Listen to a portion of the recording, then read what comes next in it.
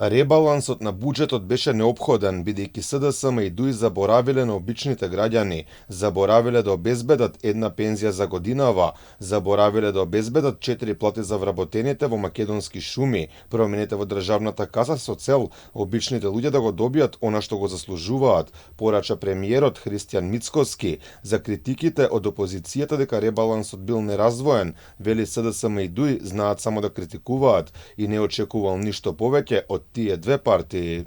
Заборавиле 5 милиарди денари за пензионерите. Постоеше можност да нема за пензионерите пензија.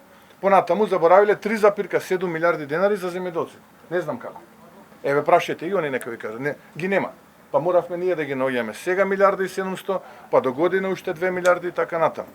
Заборавиле да речеме некаде околу половина милиарда за плати за национални шуми.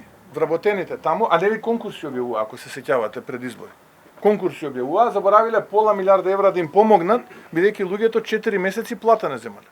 Мицкоски порача дека финансискиот договор со Унгарија вреден половина милиарда евра ќе придонесе за раст на економијата и зголемен стандард за граѓаните, ќе помогне за капитални инфраструктурни проекти за локалната самоуправа, а ќе биде од голема помош за бизнисот. Вели еден од условите ќе биде 5000 нови работни места на годишно ниво, а со оваа финансиска инјекција треба да се очекува раст на бизнисот околу 5% над инфлацијата. На овој начин, како ни една влада предходно, обезбедуваме 250 милиони евра.